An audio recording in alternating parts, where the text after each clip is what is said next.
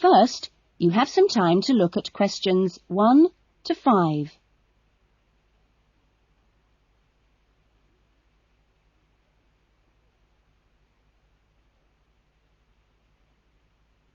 Listen carefully to the conversation and answer questions 1 to 5.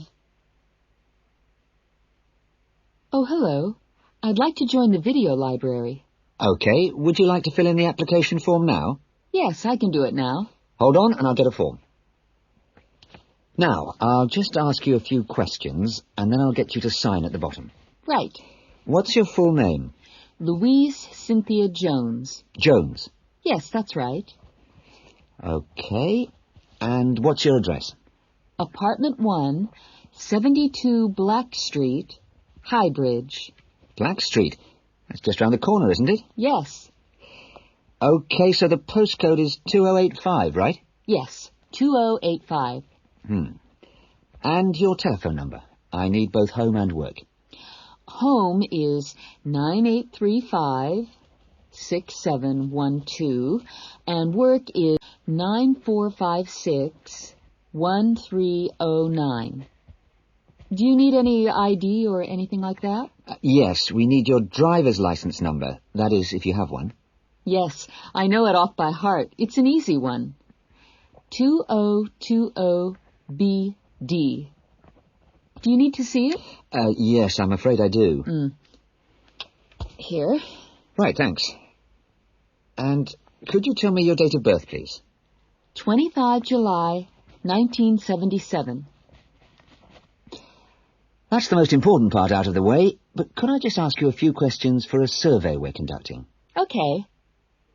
Now listen carefully and answer questions 6 to 10. What kind of videos do you prefer to watch? Have a look at this list. Well, I love anything that makes me laugh. I just love to hear jokes and funny punchlines. I'm not very keen on westerns, although my father likes them. But I'm a real softie, so anything with a bit of a love story is good for me. It doesn't matter how old. Not musicals, though. They're too much. Anything else? I'm completely taken by documentaries of the great outdoors. You know the sort. Animals, plants, and faraway places. I saw a wonderful one on dolphins last week. It was amazing. Now, I think that's all from me, except I need you to sign here on the line.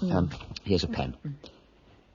Oh, and I nearly forgot the membership fee. $25 refundable if you leave the library for any reason. There you are. And do I sign here? Yes, that's it.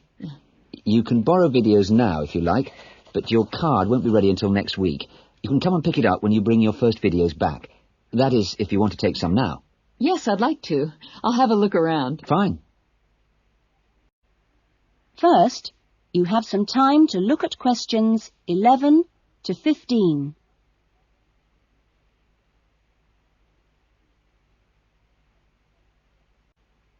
A dream came true in 1995 when, over 96 days of the spring and summer, an expedition of 4 men undertook what they believed to have been the first and only complete end-to-end crossing of Morocco's Atora Mountains. I talked to Charles Owen, the leader of the expedition group, about the trip.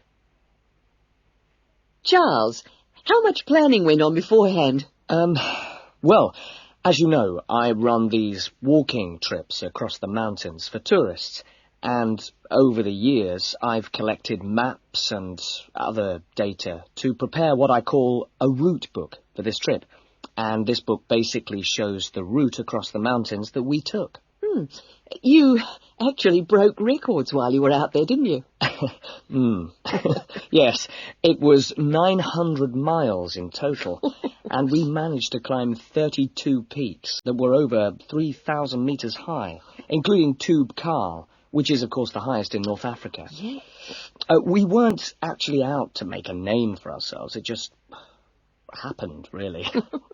What was the weather like? Oh, it got us right from day one. And we were pretty taken aback, really, to find that it rained on quite a number of days. And so we were forced to start replanning our route almost from the outset. One of the obvious problems is the heavy snow which blocks the mountain passes, so you have to make considerable detours. When we were on the way to Imilchil, for example, the snow forced us into a northern bypass, which was new to us. But anyway, either way we would have been rewarded because, well, we fell upon amazing high meadows, huge gorges and wonderful snow-capped mountains. The scenery was as fine as anywhere on the trip, and that was how it was every time. Having to take another pass was never a disappointment. Now listen to the rest of the interview and answer questions 16 to 20.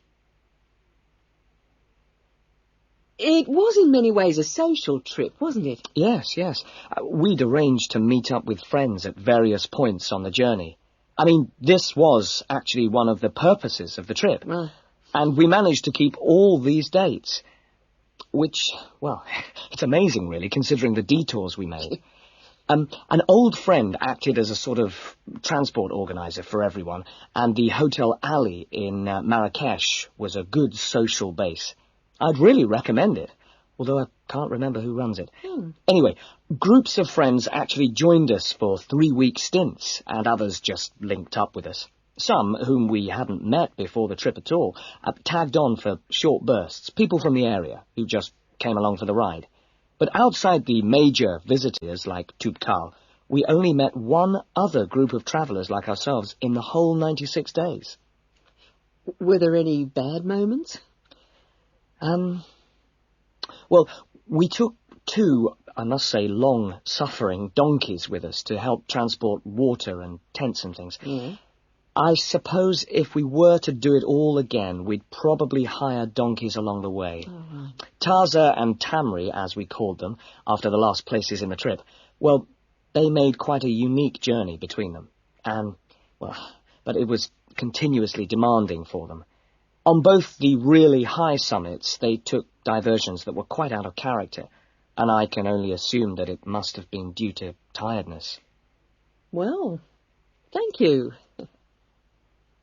And Charles has put together a video about this journey and continues to lead groups to the Atora Mountains. So if you want further information...